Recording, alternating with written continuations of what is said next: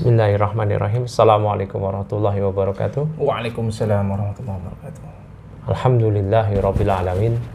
Wassalatu wassalamu ala asyrafil anbiya'i wal mursalin nabiyina wa sayyidina Muhammadin wa ala alihi wa sahbihi ajma'in. Amma ba'du. Teman-teman semuanya yang semoga Allah Subhanahu wa taala merahmati kita. Alhamdulillah kita kali ini berjumpa dalam sesi bincang-bincang terkait topik ilmu agama, dan hari ini kita sudah bersama Bang Ainur Rifki. Alhamdulillah, gimana kabarnya? Alhamdulillah. Alhamdulillah, sehat. Baik, ya? Sehat. Nggak ngantuk lagi kan? Ngantuk nggak? Nah, kita di sini nih, di hadapan kita juga ada beberapa buku yang tentunya Bang Ainur ini ada sebuah hal yang mengganjal katanya, yang mau dia tanyakan atau tepatnya diskusikan, tentunya dalam forum ilmiah ya. Artinya apa yang akan kita bahas di sini tentunya berdasarkan ada buku-buku rujukan dan argumentasi dari keterangan para ulama. Begitu.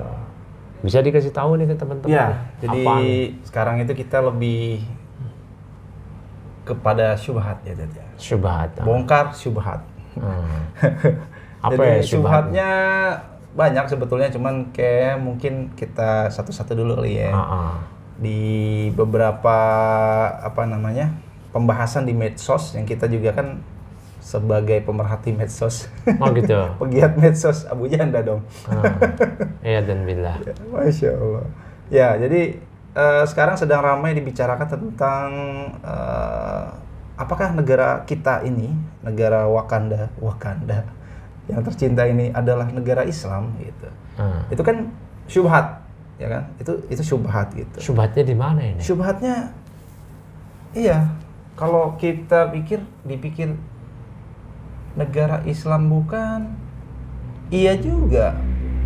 Kan katanya kan ketika sebuah negara itu masih ada adzan dikumandangkan, berarti tidak bisa diserang tuh negara. Artinya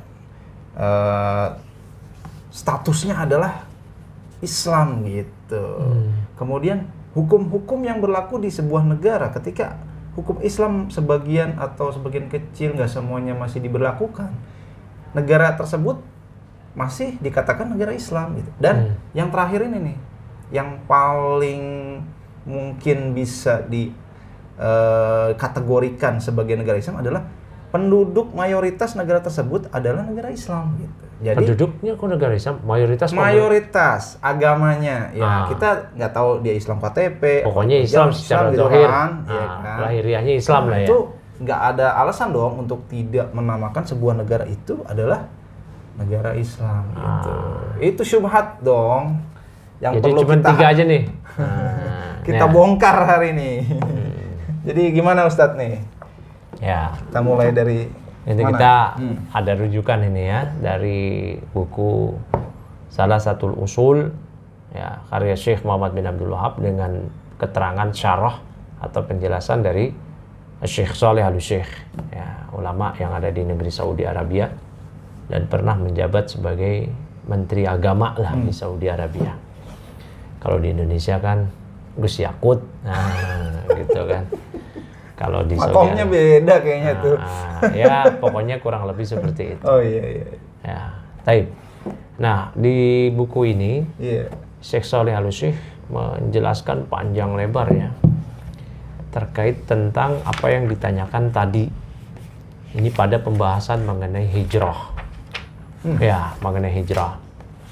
Nah, hijrah dari negeri Muslim atau hijrah dari negeri kafir, negeri musyrik ke negeri Muslim. Gitu. Ya. Nah, beliau menerangkan di sini ya, ketika menjelaskan penjelasan Syekh Muhammad bin Abdul Wahab, apa sih yang dimaksud dengan al-hijrah? Al-intiqal min baladil syirki ila baladil Islam, gitu kan? Berpindah dia, bertransmigrasi dari negeri syirik ke negeri Islam. Nah, baladil syirik itu apa sih? Kata Syekh Shalih Al-Syekh, itu setiap negeri yang yadhar fiha asyirku wa yakunu ghaliban. Itu negeri yang nampak di negeri tersebut kesyirikan. Dan kesyirikan tersebut dominan.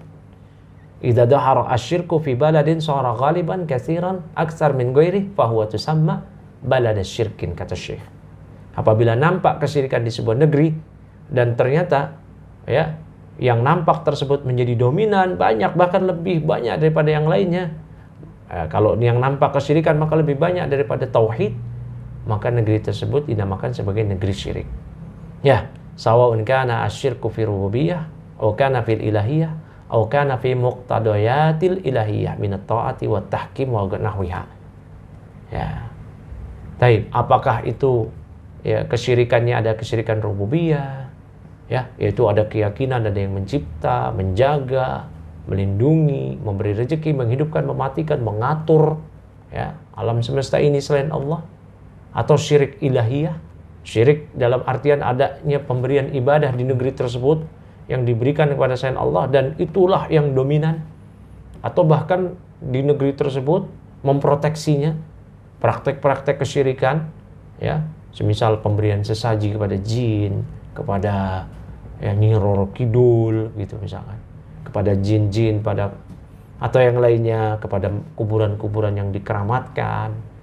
Nah itu ternyata dilindungi oleh negeri tersebut atau oleh aparatur ya penyelenggara negeri tersebut dari pemerintahannya, aparatnya, atau bahkan dijadikan simbol sebagai budaya kearifan lokal yang mesti dilestarikan dan dijaga. Pawang hujan. Ya, kalau memang nanti misalkan kesyirikan tersebut dikecam atau bahkan digugat, bahkan seperti yang insiden waktu itu ya, ditendang sesajennya, marah, rajinnya keluar pada itu, dan aparatur negaranya marah begitu ya, menghukum siapa aja yang bertindak seperti itu, ya maka itu negeri tersebut bukan negeri Islam. Ya, au kana fi muqtadayatil ilahiyah minat ta'ati wa tahkim. Atau bahkan itu adalah bagian dari konsekuensi tauhid ilahiyah. Apakah ketaatan, berhukum bertaat ini kepada hukum siapa? Nah, kalau ternyata dominannya itu adalah bukan hukum Allah, maka itulah negeri syirik. Ya, Syekh Muhammad bin Ibrahim, mufti Saudi Arabia pertama, guru dari para ulama, termasuk guru dari Syekh bin Baz. Beliau ditanya tentang hal ini. Ya, apa itu negeri kufur? Kata beliau, darul kufur hiya darul lati yadaru fiha al-kufru wa yakunu ghaliban. Negeri kufur adalah negeri yang nampak di situ kekufuran dan dominan. Ya, dan dominan di situ. Ibnu Taimiyah sendiri punya opsi yang ketiga, yaitu kalau mayoritasnya tadi muslim, ya, kemudian hukumnya yang diberlakukan, ini kan hukum kan min muqtadayatil ilahiyah, bagian dari konsekuensi tauhid ilahiyah, ya. Nah, yang diterapkan ternyata bukan undang-undang Islam. Waktu itu ada kasus di Mardin, Turki bagian selatan, ya. Negeri tersebut penduduknya kaum muslimin. Namun karena negeri tersebut ditaklukkan oleh bangsa Tatar, bangsa Mongolia, undang-undangnya undang-undang Genghis Khan, ya, undang-undang kafir Mongolia. Nah, kata Ibnu Taimiyah sebagaimana dikutip oleh murid beliau Ibnu Mufli Al-Hanbali, saya pernah menulis hal ini, menerjemahkan, bahkan memfoto kitabnya langsung ya dari Ibnu Mufli Al-Hanbali keterangan hal ini. Wah, Ibnu Taimiyah punya opsi yang ketiga, bahwa negeri tersebut namanya Darul Murakkabah. Ya, maka muslimnya dimuamalahi seperti muamalah kaum muslimin, kafirin dimuamalahi seperti muamalah kaum kafirin. Dan Ibnu Taimiyah ternyata di Majmu' al-Fatawa beliau juga punya pendapat ini, selain apa yang dikutip oleh Ibnu Mufli Al-Hanbali. Di sini dikutip oleh Syekh Shalih Al-Syekh di halaman 225 dari buku ini, Syarah Salasatil Usul. Ya. Nah, ini biar teman-teman nanti bisa cari sendiri halaman 225, dan ini saya unjukkan sendiri ini ya. Ya. Baca sendiri ya. Baik. Qad ila Syekhul Islam rahimahullah taala an baladin tadharu fiha ahkamul kufri wa tadharu fiha ahkamul islami. Ibnu Taimiyah pernah ditanya tentang sebuah negeri yang nampak di situ hukum-hukum kekufuran, hukum-hukum Islam. Faqala hadhihi daru la yuhkamu 'alaiha bi annaha daru kufrin. Negeri seperti ini enggak boleh divonis di negeri kafir, wala annaha daru islamin. Namun juga enggak boleh divonis di negeri Islam. Ya. Bal yu'amalu al-muslimu fiha bihasabi wa yu'amalu fiha al-kafiru bihasabi. Ya, muslim dan kafir diberlakukan, dimuamalai sesuai dengan keadaannya. Ini sama seperti yang dikatakan oleh Ibnu Muflih Al-Hanbali mengenai keterangan dari guru beliau tersebut. Walaupun Ibnu Muflih Al-Hanbali ya mengatakan yang kuat adalah bahwa tidak ada opsi yang ketiga dari muraqabah tadi. Yang ada opsinya hanya negeri Islam atau negeri Darul Kufur. Ya, begitu. Nah, untuk yang tadi kan saya terangkan satu. Apakah simbol azan ini menggugurkan tadi? Apa? Oh, berarti cukup dengan ada azan selesai gitu. Berarti masih negara Islam dong. Ya. Atau tadi dia masih ada hukum pernikahan pakai syariat Islam gitu kan. Boleh dong gitu. Atau yang tadi yang mayoritas agama Islam gitu. Baik. Itu syubhat ini gimana nih? Ya. Kita bongkarnya tuh. Korelasinya ke yang tadi. Iya. Nah, ini di halaman berikutnya Syekh Shalih Al-Utsaimin menerangkan hal ini. Di halaman 226 dari Syarah Salasatul Usul. Mengenai kan masih ada di negeri kita ini ada undang-undang pernikahan yang diatur secara Islami. Itu sudah digugurkan oleh pendapat Syekh Shalih Al-Utsaimin yang juga mengutip dari pendapat Syekh Muhammad bin Ibrahim. Yang dominannya apa? Begitu. Kalau gitu berarti sekarang kita yang dominannya itu apa? Makanya ini juga pendapat para ulama yang lainnya seperti Syekh Abdullah Al-Gunaiman dan masih-masih yang lainnya. Yang dominannya itu apa? Ya, yang dominannya. Nah, banyak orang mengatakan, yang penting kan yang berhukum dengan selain hukum Allah itu nggak mesti kafir. Betul, memang ada pendapat seperti itu dari kalangan para ulama. Di antaranya murid dari Syekh Muhammad bin Ibrahim, yaitu Al-Alamah bin Baz rahimahullah ta'ala. Syekh bin Baz mengatakan ada 4 keadaan orang yang tidak berhukum dengan hukum Allah. Kalau negeri tersebut, negara tersebut, daulah tersebut, 4 keadaan. 3 kufur akbar, 1 selamat. Walau ini beda dengan pendapat tadi. Syekh Muhammad bin Ibrahim di Tahkimul Qawanin, kita pernah daurahkan itu. Tahkimul Qawanin ini. Ya, pernah kita daurahkan dan akan kita daurahkan lagi insyaallah sebagai bentuk pengenalan maklumat ulama kita akan pembahasan ini ya, agar tidak ada yang di skip gitu. Ya. Kan Syekh bin Baz mengatakan kalau ada sebuah negeri atau aparatur negeri tersebut yang mengatakan dia berhukum dengan selain hukum Allah ya. Apakah undang-undang Amerika, Holandi, Faransi ya atau yang lainnya. Yang dia menyatakan hukum kita lebih baik pada hukum Allah. Nah, ini kufur. Ya, ijma'. Kufurnya apa? Ya kufur murtad, mukhrijun anil millah. Nah, yang kedua, kalau dia mengatakan undang-undang kami baik, hukum Allah juga baik, maka kami pakai undang-undang kami. Ini juga kufur. Nah, yang ketiga, undang-undang Allah yang terbaik, undang-undang kami buruk, namun boleh-boleh aja. Ini juga kufur karena dia membolehkan sesuatu yang dilarang. Nah, yang keempat baru Syekh bin Baz mengatakan kalau dia meyakini dia bermaksiat, dia meyakini undang-undang yang dia terapkan batil, dia meyakini undang-undang Allah itulah yang terbaik, baru itu yang kufrun duna kufrin.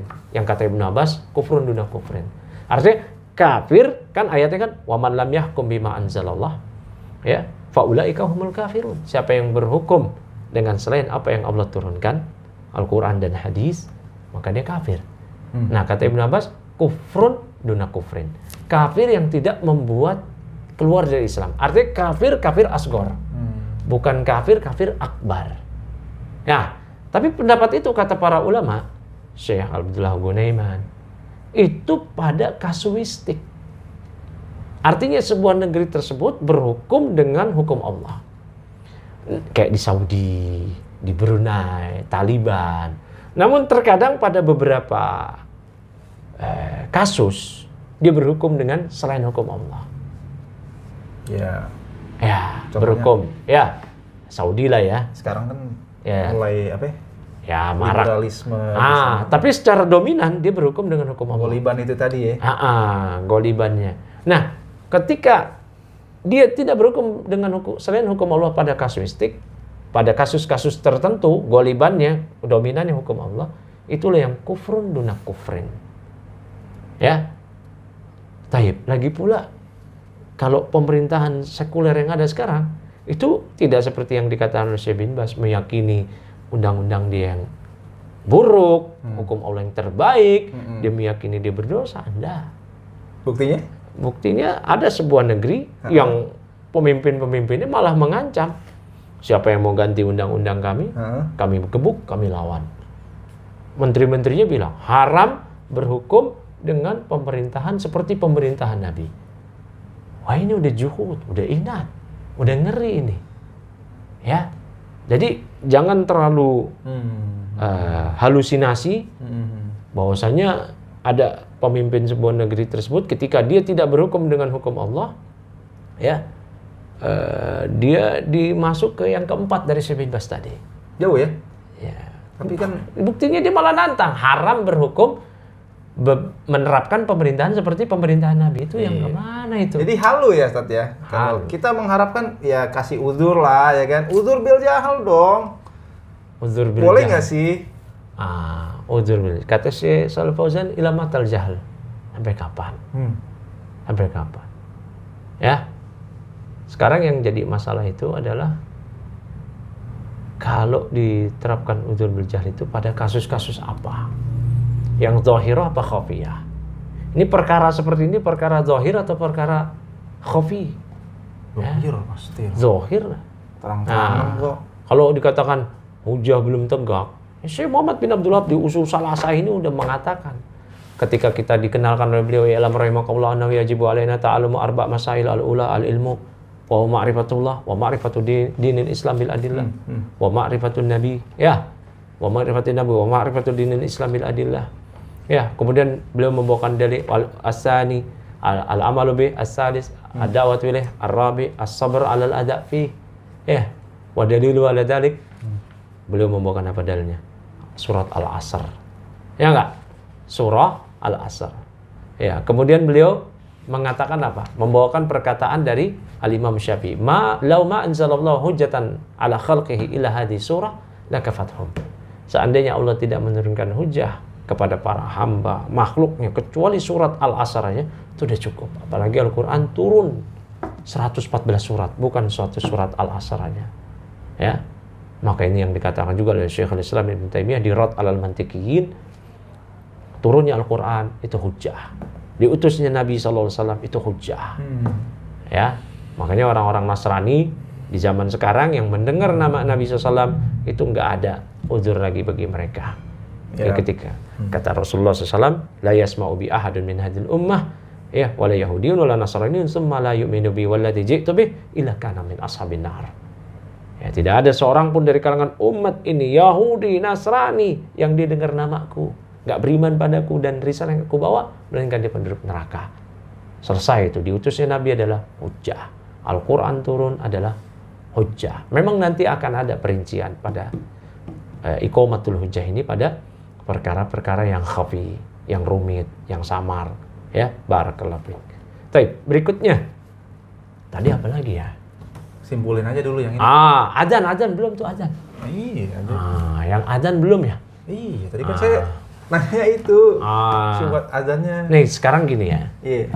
Belum lama ini di Amerika, di New York. Oh, iya. Ada adzan Isya, Maghrib, iftar berjamaah, sholat berjamaah Maghrib. Mereka adzan Isya, sholat tarawih berjamaah. Itu di depan umum. London juga. Di London sebelumnya, bahkan di jembatan apa itu namanya? Jembatan Cambridge. Bridge. London Bridge. Itulah ditegakkan azan seantero London mendengar semua. Tapi nggak usah jauh-jauh, Singapura juga. Kita pernah dengar langsung itu. Dengar langsung. Masya Allah. Juga di mana? Di Jerman. Thailand. Enggak, kalau Thailand mungkin kalau di selatan Patani memang kaum muslim. Di Bangkoknya banyak, Bangkoknya negeri banyak. Buddha. Bebas. Azannya kencang pakai speaker. Negeri Islam berarti. Enggak kan? Itu lawazimnya. Iya dong ya. Lazimul qaulnya begitu. Kalau mau saklek-saklekan begitu, Thailand muslim dong. Lazimul qaulnya seperti itu. Di Jerman juga saya pernah nonton di YouTube ditegakkan azan secara kencang. Allah Allahu Akbar, dan orang-orang Jerman beraktivitas mendengarkan biasa. Ya, mendengarkan itu biasa. Nah, itu konsekuensinya.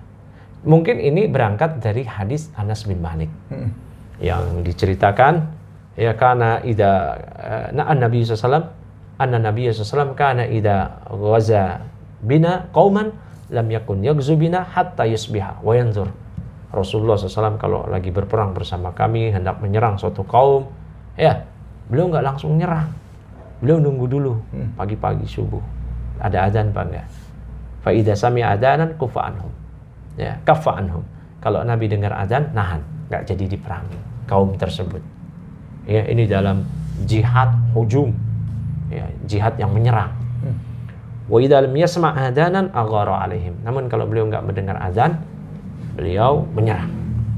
Nah, ini dijadikan dalil oleh sebagian ahli ilmi. Berarti apabila nampak adzan, didengar adzan di negeri tersebut, ada ditegakkan sholat berjamaah, berarti itu negeri Islam. Gitu kan? Nah, ini disanggah. Cukup sampai di situ ya. Ya, ini disanggah oleh Syekh Shalih Al-Syekh di halaman 226 buku ini. Makanya kita dari tadi cuma di satu buku aja ini. Iya. Nah, ya. Barakallahu fik. Nah, kata Syekh Shalih Al-Syekh, ya, yang pendapat yang tadi berarti negeri tersebut negeri Islam kalau ada adzan. Kata Syekh, hada fihi nadharun. Ini pendapat ini perlu diteliti lagi. Ya. Fihi nadhar. Kalau Imam Bukhari mengkritisi perawi, fihi nadhar. Nah, itu berarti jarah itu. Melemahkan, ya, perawi tersebut. Ini pendapat ini perlu diteliti lagi. Alias pendapat ini lemah. Ya, li'annal haditsa ala aslihi. Karena hadis tersebut ya berdasarkan asalnya demikian. Yaitu apa? Wa huwa annal araba hinama yuluna al-adzan makna dzalika annahum yuqirruna wa yashhaduna syahadatal haqqi li'annahum ya'lamun. Makna dzalika, orang Arab dahulu ketika mereka mengumandangkan adzan secara tinggi suaranya, ya, maknanya adalah mereka berarti menetapkan, mengikrarkan, mempersaksikan syahadat yang hak, la ilaha illallah Muhammad Rasulullah. Karena mereka tahu maknanya. Orang Arab di zaman Nabi kan banyak tuh kabilah dari berbagai qabail masuk Islam. Mereka mengucapkan 2 kalimat syahadat. Wa hum yu'adduna huquqat tauhid allati ishtamala 'alaiha al-adzan. Mereka menunaikan hak-hak tauhid yang di situ ada kandungan azan, ya kan? Allahu Akbar, asyhadu alla ilaha illallah, gitu kan? Fa idza syahidu alla ilaha illallah, ya, apabila mereka mempersaksikan dalam azan, atau orang-orang Arab dahulu ketika mereka masuk Islam mereka bersyahadat la ilaha illallah wa raful adzan bis shalah, mereka meninggikan suara azan dengan salat, makna dzalika annahum insalahu minasyirki wa tabarra'u minhu. Berarti maknanya apa? Mereka sudah melepaskan diri mereka dari kesyirikan. Mereka berlepas diri dari kesyirikan tersebut. Wa aqamus sholata, dan mereka menegakkan salat. Ya, Allah Ta'ala berfirman, fa in tabu wa aqamus sholata wa atawuz zakata fa ikhwanukum fid din. Jika mereka taubat. Taubat dari apa? Kata Syekh, minasyirki, dari kesyirikan. Mereka menegakkan salat, menunaikan zakat, baru mereka saudara kalian dalam agama. Ya, dzalika li annal araba kanu ya'lamuna makna at-tauhidi. Karena orang Arab dahulu tahu makna tauhid. Konsekuensinya, jangankan yang baru masuk Islam, yang belum masuk Islamnya tahu. Kayak Abu Jahal, Abu Lahab, ketika mereka diseru la ilaha illallah, mereka tahu. Aja'alal alihatan ilaha wahidah. Kata mereka, apakah orang ini, itu Nabi kita Muhammad SAW, hendak menjadikan Tuhan itu jadi satu aja? Karena mereka tahu konsekuensinya kalau mereka mengucap la ilaha illallah. Abu Thalib ketika didakwah, ya amku la ilaha illallah, Abu Jahal melarang, jangan. Karena tahu konsekuensinya. Konsekuensinya berarti memusuhi agama selain Islam. Makanya Abu Jahal membangkitkan, ya, fanatisme kepada agama bapaknya dulu. Ya, atarghabu an millati Abdul Muttalib. Kamu memangnya sudah nggak suka sama agama Abdul Muttalib bapakmu? Agama nyembah Allah tapi nyembah juga selain Allah. Kenapa demikian? Karena mereka paham konsekuensi dari la ilaha illallah. Ya, apa yang konsekuensinya kalau mereka ucapkan? Mereka tahu kandungannya, an-nafyu wal isbat. Penafian dan penetapan. Mereka mesti menafikan, mengingkari, meninggalkan, peribadatan yang mereka berikan selama ini kepada berhala-berhala dan semua yang diibadahi selain Allah. Dan mereka harus beribadah hanya kepada Allah. Isbat. Nah, kata Syekh Shalih Al-Syekh, di orang Arab dahulu demikian. Nggak ada di masa Nabi kuburiyun, ada nggak? Di masa sahabat kuburiyun, nggak ada. Kuburiyun berarti dia kafir udah. Nggak ada dari kalangan Islamis kuburiyun. Ada di masa sahabat yang ziarah makam Nabi Ibrahim gitu. Ada di antara sahabat yang ziarah makam Nabi, beribadah ke makam Nabi. Nggak ada. Ya. Kalau ziarah aja. Jadi ya. Beda ya. Beda. Nah, fa idza dakhalu fil Islam wa syahidu an la ilaha illallah wa anna Muhammadar Rasulullah dalla dzalika ala annahum ya'maluna bi muqtada dzalik. Kalau mereka sudah masuk Islam, mengucapkan dua kalimat syahadat, ya. Berarti di sini ya ini menunjukkan bahwa mereka sudah mengamalkan konsekuensi dari syahadat tadi. Ya. Amma fi hadhihi, ya. Adapun zaman sekarang nih, yang belakang ini. Nah, ini dia. Ini yang udah ngucap la ilaha illallah, memandangkan azan, dia tetap juga membenarkan dukun, pawang hujan. Dia tetap juga ngasih sesaji kepada jin. Ya, dia juga tetap tuh ikut larung saji, sedekah laut. Dia tetap juga tuh memberikan ibadah kepada selain Allah dan yang lainnya. Fa inna katsiran minal muslimin, ya, banyak sekarang dari kalangan kaum muslimin zaman sekarang nih, fi hadhihi al-azminah al-mutaakhirah, zaman sekarang nih, yaqulun la ilaha illallah Muhammadun Rasulullah wa la ya'lamuna ma'naha wa la ya'maluna bi muqtadaha bal tajidu asyirka fashiyan fihim. Ya, mereka mengucap dua kalimat syahadat namun mereka nggak tahu maknanya, bahkan nggak mengamalkan konsekuensinya. Bahkan Anda dapati kesyirikan itu tersebar luas dengan mereka. Sahih. Yang dia yang azan, dia yang syirik. Habis berbuat syirik, ntar dia tahlilan malam-malam mengucap la ilaha illallah. Tapi syirik juga. Nah, maka kata Syekh, ini beliau menutup walihada naqul inna hadzal qaida aw hadha ta'rifa huwa anna darul Islam hiya ad-darul lati yadhharu fiha al-adhanu bis-salawati fi hadhihi al-azminati al-mutaakhirah la yasihu ayyakuna qaidan. Nah, maka kita katakan syarat seperti ini, ya, definisi seperti ini bahwasanya negeri Islam adalah negeri yang nampak di situ adzan untuk sholat, ya, di zaman yang belakangan sekarang itu nggak sah jadi syarat, nggak sah jadi qaid, jadi pengikat, ya. Kenapa? Wadalilu ala hada asluhu. Dalil akan hal ini adalah asalnya dahulu. Wa huwa annal Arab kanu yansalikhuna minasyirki wa yatabarrauna minhu wa min ahlihi wa yaqbaluna ala tauhid wa ya'maluna bi muqtada asy-syahadatain bi khilafi ahli hadhihi al-azman al-mutaakhirah. Ya, kata sih, karena orang Arab dahulu kalau mereka udah mengucap dua kalimat syahadat, mereka melepaskan diri dari kesyirikan, berlepas diri dari kesyirikan dan pelakunya. Mereka sudah menerima tauhid, mengamalkan konsekuensi tauhid, dua kalimat syahadat, berbeda dengan orang-orang zaman sekarang. Ya, taib barakallahu fik. Nah, ini yang diterangkan, ya. Bahkan Syekh menjelaskan panjang lebar di sini mengenai hal ini, ya. Mengenai ini. Terus apa lagi tadi? Itu apa namanya? Hukum-hukum parsial, hukum Islam tapi parsial, nggak keseluruhan. Itu tadi yang sudah diterangkan. Bahwasanya yang dominannya mayoritas Muslim. Ya, mayoritas Muslim, yaitu makanya para ulama mengatakan ya, semisal Syekh Shalih Fauzan dan yang lainnya, yang jadi acuannya itu apa? Dusturnya, undang-undangnya. Tetap baliknya ke undang-undang. Iya, bukan mayoritasnya. Kalaupun kita mau berpendapat dengan opsi yang ketiga dari Syekhul Islam Ibnu Taimiyah, tetap aja bukan negeri Muslim. Negara Islam. Ya. Tapi negara itu Darul Muraqabah. Saya pernah menuliskan hal ini. Ya, di Facebook dong. Ya, coba kita searching dulu ya. Ada soal jawab antara Syekh bin Baz. Udah lama ya, kira-kira 2 atau 3 tahun yang lalu itu. Dulu ya, mengenai hal ini ada soal tanya jawab dengan Syekh bin Baz dan Lajnah Daimah. Ini nyebut negara nih. Nah, iya. Karena sebagian orang membedain ya, negara, negeri gitu. Sampai ada yang mengatakan kalau negara daulah, maksa. Negeri baru di situ dengan balad ya.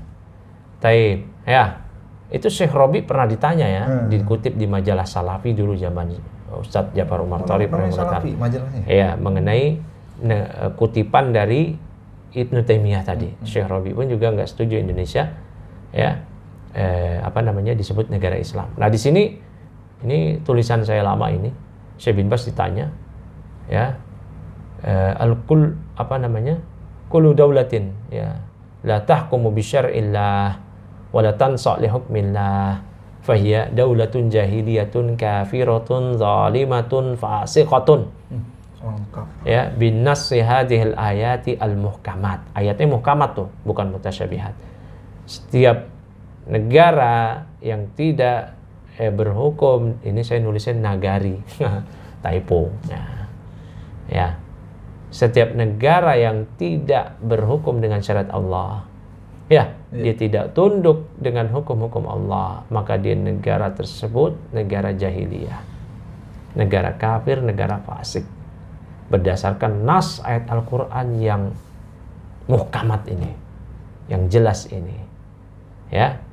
Barakallahu fikum. Yajibu ala ahli Islam bugduha wa mu'adatuha fillah. Ya, wajib bagi setiap kaum muslimin untuk barok kepada negeri tersebut. Ya, dia jangan suka, dia ada kebencian di situ karena Allah. Ada mu'adah. Ya, namun perlu diperhatikan bukannya ini memprovokasi ya. Artinya kita bebas memberontak. Nggak boleh. Berontak itu ya, walaupun dia hidup di negara kafir sekalipun, itu diikat dengan syarat yang diterangkan oleh para ulama dan fuqaha. Dia mesti punya kemampuan. Kemudian mudorot atau mafsadat yang timbul dari pemberontakan dia harus lebih ringan daripada mudorot mafsadat yang dia dapatkan ketika dia bertahan di bawah kepemimpinan pemimpin kufur atau undang-undang kufur atau negara kufur yang dia berada di situ. Ya, jadi kalau mudorotnya ternyata lebih besar akibat memberontak untuk diri dia dan seluruh kaum muslimin, maka nggak boleh berontak. Makanya keliru tuh ajakan-ajakan berontak.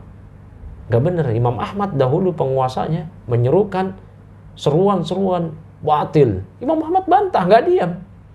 Imam Ahmad teman diajak, ayo kita berontak. Kata Imam Ahmad, enggak, mudorotnya lebih gede, mafsadatnya lebih besar, darah nanti bercucuran kaum muslimin. Sementara bertahan di bawah kepemimpinan ya pemimpin semisal Al-Ma'mun yang mengajak kepada akidah Mu'tazilah, mudorot. Ya. Namun kalau dilawan mudorotnya lebih besar. Makanya keliru itu kalau ada ajakan-ajakan provokasi, ayo lawan. Itu nggak benar itu. Ya, nggak boleh. Nah, itu kebanyakan adalah orang-orang yang tidak terbimbing oleh ilmu. Nah, itu harus dihindari seperti itu. Ya. Taib. Ini saya tulis waktu itu di medsos ya. Dengan Arab dan Indonesianya. Saya langsung bacain Indonesianya aja. Ya. Taib. Ya. Maka haram bagi kaum muslimin mencintai dan memberikan loyalitas kepada mereka hingga mereka beriman pada Allah dan berhukum dengan syariat Allah. Sekarang Lajnah Daimah, kumpulan ulama kibar Saudi Arabia yang Syekh bin Baz jadi ketuanya waktu itu. Sebelum masa Syekh bin Baz adalah guru beliau Syekh Muhammad bin Ibrahim. Ya. Taib. Ini pertanyaan dia ajukan, la'alakum ala ilmin bi anna hukumatana almaniyatun. Mungkin Anda wahai Mas Syekh telah mengetahui bahwa pemerintah negara kami adalah negara sekuler. Ya, la tahtam bid-din, yang tidak memperhatikan urusan agama. Sekuler kan begitu. Seperti ada sebuah presiden sebuah negeri dikutip oleh berbagai media, Detik dan yang lainnya, pemimpin tersebut mengatakan presidennya mengatakan presidennya hampir keceplosan ngasih kisi-kisi, mengatakan negara harus dipisah betul dari agama. Oh gitu. Nah, ya, terus pemimpin nomor satunya. Iya, terus. Nah, ini kan agama sekuler seperti ini. Ya, berupaya memisah agama dari sendi-sendi kehidupan, apakah sosial, politik dan seterusnya. Makanya banyak orang tuh mengatakan jangan bawa agama deh. Ini bibit sekulerisme. Agama. Nah, itu adalah kampanye sekuler. Bisa mabuk. Ya. Nah, kemudian para ulama Lajnah di sini ditanya. Ya.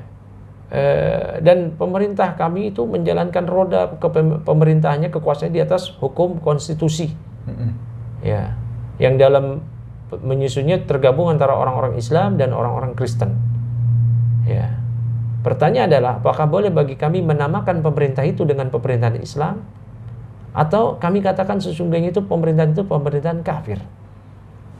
Ini Lajnah Daimah menjawab. Ini pertanyaan nomor 7796.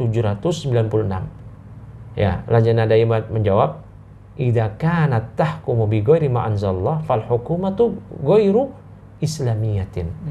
Jika pemerintah itu berhukum dengan selain hukum Allah, berarti pemerintah itu bukan pemerintah Islam. Ya.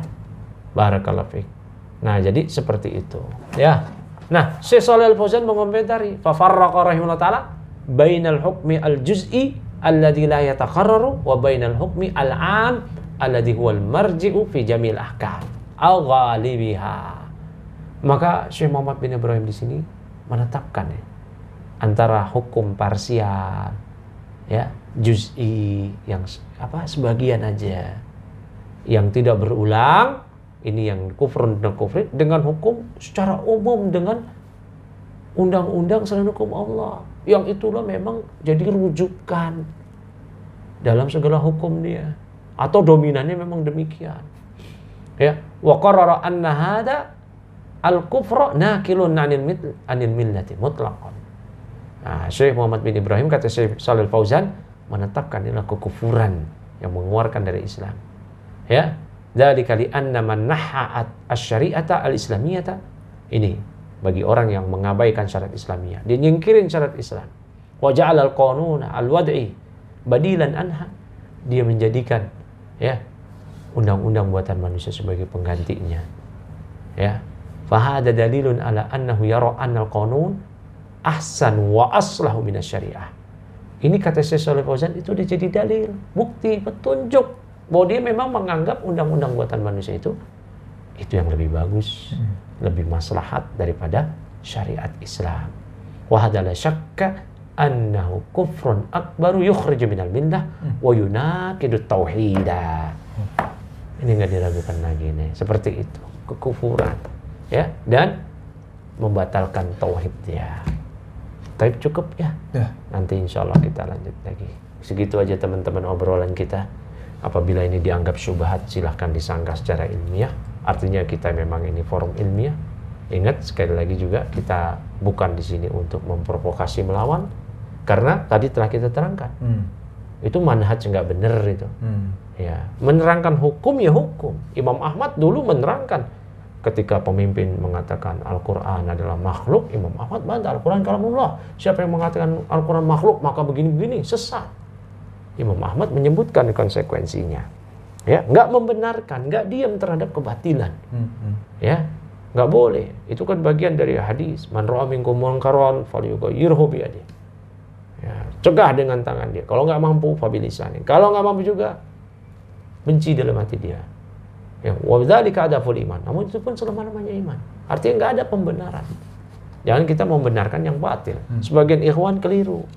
Karena mereka keliru ya dalam memberikan porsi as-sama' wa ta'ah di situ terhadap ulatul umur, ya mereka nggak bisa bedain. Pada hal-hal yang mana yang mereka harus mengingkari, pada hal-hal yang mana yang mereka menahan diri. Ya, apalagi nanti pada dengar dan taat. Nah, itu harus ditafsir. Ya, ditafsir pada kasus-kasus seperti ini.